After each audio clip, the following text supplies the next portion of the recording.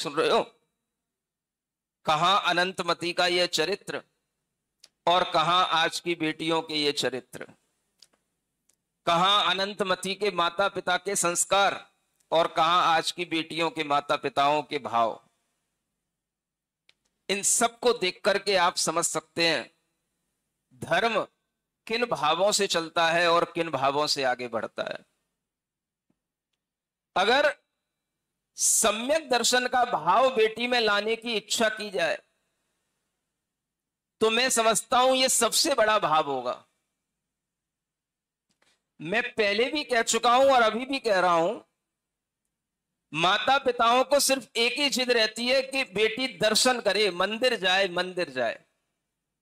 कोई भी माता पिता कभी यह भाव नहीं करते कि मेरी बेटी सम्यक दृष्टि बने। अनंतमती इतने दिनों तक मंदिर नहीं गई तो क्या उसका धर्म नहीं था उसके पास में? क्या सुन रहे हो? क्या मंदिर जाने से ही धर्म होता है? सबसे बड़ा धर्म क्या? अगर उस बेटी के अंदर यह भाव लाया जाए कि यह बेटी निष्कांच रहे, सम्यक दृष्टि बने, इस बेटी के अंदर इस तरह का भाव रहे कि इसमें अपने शील व्रतों की रक्षा करने का भाव आए, तो यह सबसे बड़ा धर्म होता है। और यह धर्म आने के बाद में फिर उसे मंदिर जाने की जरूरत पड़ेगी नहीं, क्योंकि उसका मन अपने आप में मंदिर बन जाएगा जिस बेटी के अंदर ऐसा धर्म और शील का भाव होगा।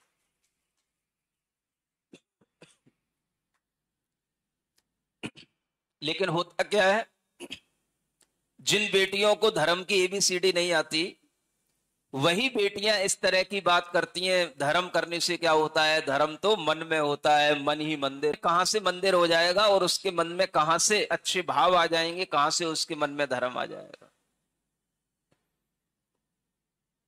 बेटियों को अगर शुरू से यह सम्यक दर्शन सिखाया जाए, निकांक्षित भाव सिखाया जाए, तो मैं कहता हूं उसके अंदर धर्म भाव लाने की जरूरत नहीं है। एक बार अगर वो धर्म भाव आ गया तो आपके जीवन में वह धर्म भाव हमेशा उसे के अंदर बढ़ता हुआ दिखाई देगा।